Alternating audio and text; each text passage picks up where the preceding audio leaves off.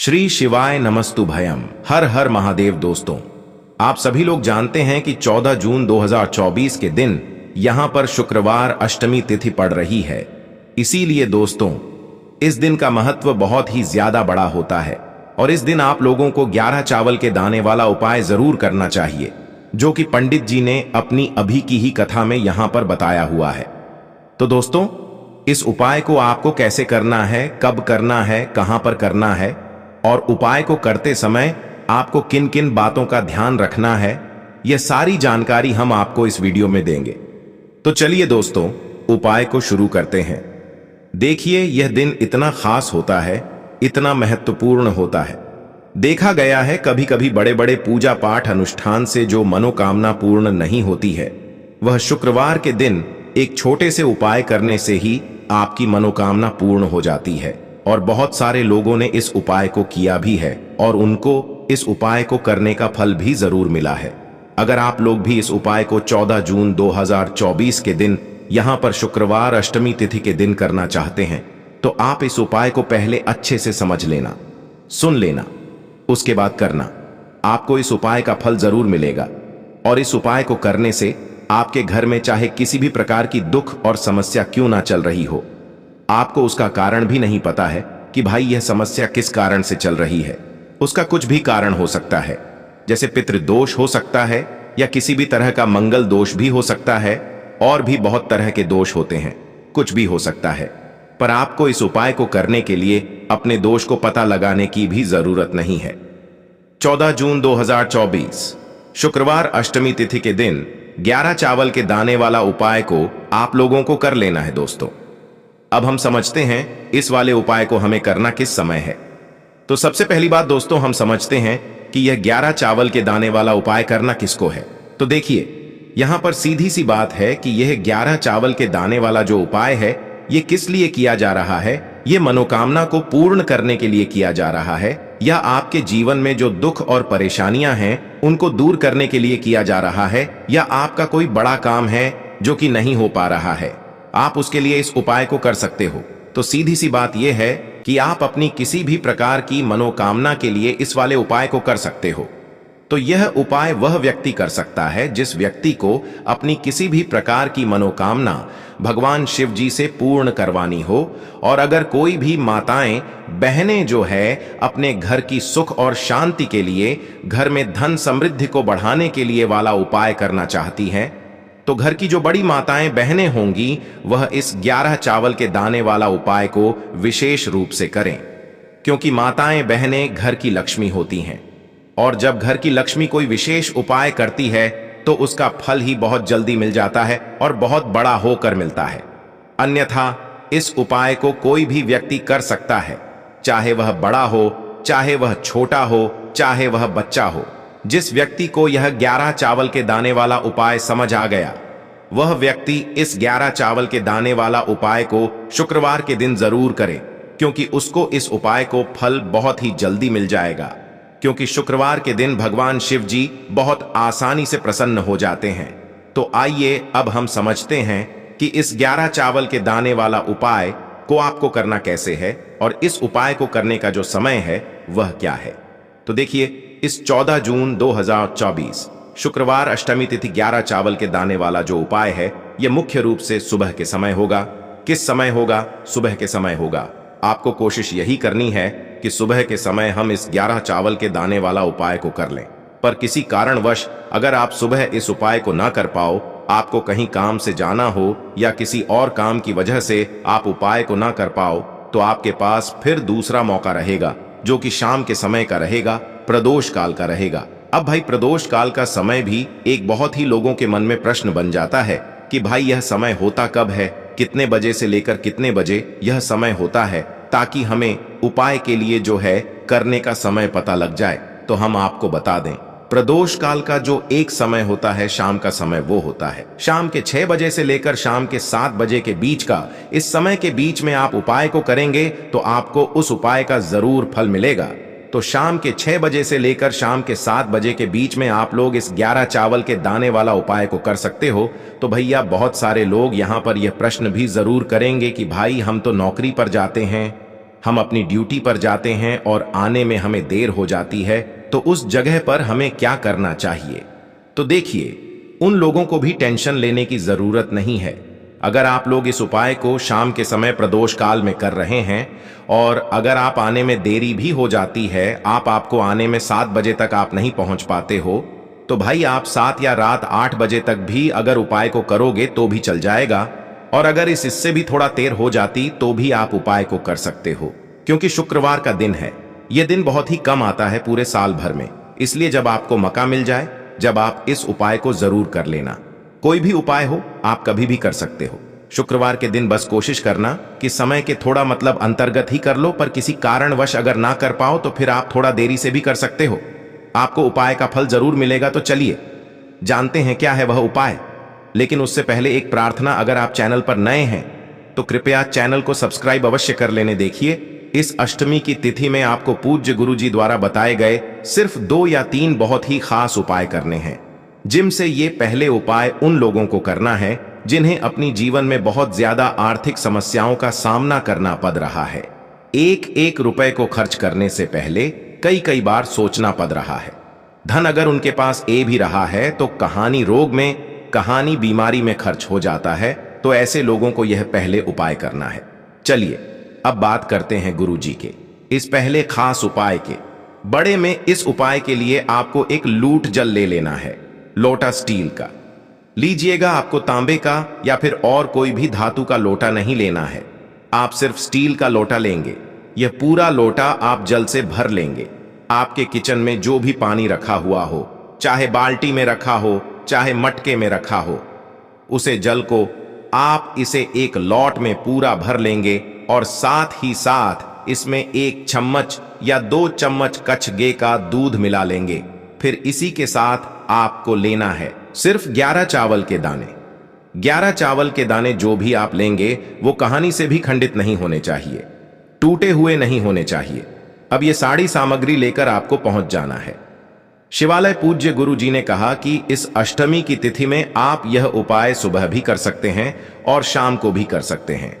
शाम को अगर प्रदोष कल में करना चाहे तो उसे समय भी उपाय कर सकते हैं। देखिए, यह पहले उपाय सिर्फ धन प्रताप के लिए है और अभी जो आगे आपको दूसरा एक उपाय बताया जाएगा वो उपाय आपकी सारी समस्याओं के लिए। पूज्य गुरु जी ने उसे उपाय को बताते समय कहा था कि आपके जीवन की ऐसी कोई समस्या नहीं जो उसे उपाय से दूर नहीं की जा सकती है, इसलिए आपको दूसरा उपाय शुरू करना चाहिए। चलिए पहले इस उपाय के बड़े में जान लेते हैं। अब यह सारी सामग्री लेकर आप शिवालय पहुंच गए। आपको शिवालय पहुंचने के बाद सबसे पहले ये जो 11 चावल के दाने हैं, इनको एक एक करके इस एक लोट जल में डाल लेना है और एक एक करके ही आप श्री शिवा नमस्ते ब्रह्म मंत्र का स्मरण करते जाइए। यानी 11 चावल के दाने आप डालते हुए 11 बार श्री शिवाय नमस्ते ब्रह्म मंत्र का स्मरण कर लीजिए। फिर उसके बाद यह जल आपको शिवलिंग के ऊपर धीरे धीरे समर्पित करते जाना है और समर्पित करते हुए आप ओम नमः शिवाय या फिर श्री शिवाय नमस्ते, इन दोनों में से किसी भी एक मंत्र का जप करते जाएगा। पूछी गुरुजी ने कहा कि इसके बाद जलधारी से जो जल नीचे गिर रहा है, उसे जल को आप किसी पत्र में थोड़ा सा जरूर ले लीजिएगा। आप चाहें तो इसी लॉट में ले लीजिए। अब ये जल लेने के बाद आपको महादेव से प्रार्थना कर लेनी है कि आपके जीवन में जो धन से संबंधित समस्याएं चल रही हैं उनको दूर करने की कृपा करें। और फिर ये जल लेकर आपको अपने घर पहुंच जाना है। आप सबसे पहले इस जल का थोड़ा छिड़काव आप अपने घर के बाहर कर देंगे। आपके घर का जो मेन गेट है उसके बाहर आप किसी भी स्थान पर थोड़ा सा छिड़काव कर दीजिए और श्री शिवा नमः शिवाय मंत्र का स्मरण कर लीजिए। फिर इसके बाद थोड़ा सा छिड़काव आप अपने किचन में जो पीने वाला पानी रखते हैं, आपके किचन में चाहे अरा लगा हुआ हो, चाहे बाल्टी राखी हो और चाहे मटका रखा हो, तो वहीं पर आपको थोड़ा सा जल का छिड़काव कर देना है और श्री शिवा नमः शिवाय मंत्र का स्मरण कर लेना है। फिर इसके बाद आपको तीसरी नंबर पर अपनी तिजोरी के आसपास कहानी पर जल का छिड़काव कर देना है। आप चाहें तो जहां पर पैसा रखते हैं वो जो तिजोरी है उसके आसपास थोड़ा सा जल कर छिड़काव कर लीजिए और या फिर तिजोरी के ऊपर थोड़ा सा जल का छिड़काव कर लीजिए। जल का छिड़काव करते हुए आप लगातार श्री शिवा नमः शिवाय मंत्र का स्मरण करते जाएगा। गुरुजी ने बताया कि अगर हम इस शुक्रवार की अष्टमी के दिन ये विशेष उपाय करते हैं तो हमारे जीवन से धन दाया की समस्या हमेशा के लिए समाप्त हो जाएगी। अब इसके बाद बात करते हैं गुरु द्वारा बताए गए दूसरे सबसे खास उपाय के बड़े में। अष्टमी की तिथि में इस उपाय से बेहतर कोई भी उपाय हो ही नहीं सकता। अगर आपके शरीर में कोई रोग हो गया है या फिर आप अपने धन की समस्या से परेशान हैं, व्यापार अच्छे से नहीं चल रहा है, नौकरी में कोई समस्या आ गई है, घर में लगातार लड़ाई झगड़ा होता राहत है, बच्चे आपकी बात नहीं मानते हैं, उनका गलत व्यवहार होने लगा है, तो आपके जीवन में कैसी भी समस्या चल रही हो, पूज्य गुरुजी ने कहा सिर्फ आप ये एक उपाय करेगा और फिर हमें पत्र जरूर लिखिएगा। देखिए, इस उपाय के लिए आपको एक लूट जल ले लेना है, लोटा तांबे का ले लीजिएगा और जल आप अपने किचन से ही लीजिएगा। आपको ये एक लोटा जल अपने किचन से ही लेना है। इसके बाद आपको एक बेलपत्र लेनी है। अगर आपके पास बेलपत्र नहीं है तो आप शिवलिंग के ऊपर चढ़ी हुई बेलपत्र को उठाकर जल से शुद्ध करके फिर उसका इस्तेमाल भी कर सकते हैं। बेलपत्र लेते समय आपको ध्यान रखना है कि यह कहानी से भी कटी फटी नहीं हनी चाहिए और बेलपत्र की दांडी के आखिर में जो दूत होती है यानी जो डंठल होता है वह भी नहीं होना चाहिए। अब सिर्फ ये दो सामग्री लेकर आपको पहुंच जाना है शिवालय। इस अष्टमी की विशेष तिथि में यह उपाय आप सुबह भी कर सकते हैं और शाम को भी कर सकते हैं, लेकिन अगर यह उपाय आप प्रदोष कल के समय यानी शाम के समय करते हैं तो आपके जीवन के लिए सबसे उत्तम उपाय होगा। देखिए, प्रदोष कल का समय जिन लोगों को नहीं पता है उन्हें जान लेना चाहिए कि शाम को जब सूर्यास्त होते हैं तो उससे 45 मिनट पहले का समय और 45 मिनट बाद का समय यानी ये जो 1.5 घंटे का समय होता है ये प्रदोष कल का समय कहलाता है। और अगर इस समय आप ये उपाय करते हैं तो ये आपके लिए बहुत ही सफल साबित होता है। देखिए, अब शिवालय पहुंचने के बाद आपको एक काम करना है। आप जो एक बेलपत्र ले गए हैं उसे बेलपत्र को आप सबसे पहले नदी जी का जो सर होता है उसके ऊपर समर्पित कर देंगे। नदी भगवान का जो सर होता है उसके ऊपर आप यह बेलपत्र समर्पित कर देंगे। बेलपत्र की चिकनी साइड का नदी जी के सर में स्पर्श करेगा और बेलपत्र की जो दांडी होगी वह पीछे की तरफ होगी। यह बेलपत्र आपको यहां पर रखती नहीं है बल्कि सिर्फ स्पर्श करनी है यानी टच करनी है और मंत्र बोल देना है। फिर उसके बाद ये बेलपत्र आपको उठाना है और माता अशोक सुंदरी वाले स्थान पर रख देना है यानी टच कर देना है। बेलपत्र रखते हुए आप ध्यान रखेंगे कि बेलपत्र की दांडी जलधारी की तरफ रहेगी यानी बाहर की तरफ रहेगी और बेलपत्र की चिकनी साइड का हिस्सा माता अशोक सुंदरी वाले स्थान पर टच करेगा। जैसे माता अशोक सुंदरी वाले स्थान पर टच करते हुए श्री शिवा नमस्ते का स्मरण आप फिर से कर लीजिएगा। फिर इसके बाद आप तीसरी नंबर पर यह बेलपत्र शिवलिंग के ऊपर जो जलधारी लगी रहती है जिससे एक एक जल की बूंद नीचे गिरती रहती है वहां पर टच कर दीजिएगा या नहीं मेंबर्स कर दीजिएगा। अगर जलधारी ऊपर नहीं है तो फिर आप सीधे ये बेलपत्र शिवलिंग के ऊपर समर्पित कर दीजिएगा। अगर मटकियां चलाधारी ऊपर है तो वहां पर टच कर दीजिएगा। फिर सबसे आखिर में आप ये बेलपत्र शिवलिंग के ऊपर रख दीजिएगा। बेलपत्र की चिकनी साइड का हिस्सा शिवलिंग में टच करेगा और बेलपत्र की दांडी का हिस्सा जलधारी की तरफ रहेगा। बेलपत्र रखते हुए आपके जीवन की जो भी समस्या है, जी भी समस्या के लिए आप यह उपाय कर रहे हैं, उसे समस्या को दूर करने के लिए आप अवधूतेश्वर महादेव से प्रार्थना कर लीजिएगा। कौन से महादेव? अवधूतेश्वर महादेव से प्रार्थना कर लीजिएगा। उसके बाद आप जो एक लोटा जल लेकर गए हैं उसे जल को इसी बेलपत्र के ऊपर धीरे धीरे समर्पित करते जाइए और लगातार अवधूत ईश्वर महादेव का स्मरण करते जाइए। फिर जलधारी से जो जल नीचे गिर रहा है उसको आप किसी पत्र में ले लीजिए और ये जल लेकर आप पहुंच जाइए अपने घर।